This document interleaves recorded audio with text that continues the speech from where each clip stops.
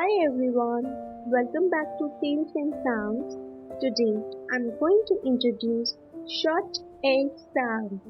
This sound is typically found in VC words and CVC words.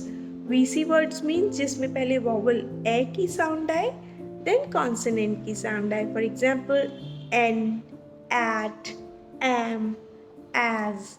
Similarly, CVC words is जिसमें पहले consonant की sound आए, then vowel A की sound आए, then consonant की sound आए. For example, R at rat, B at bat, H at hat, P an pan, K at cap, M at mat, B at bat, T at tap, M an man.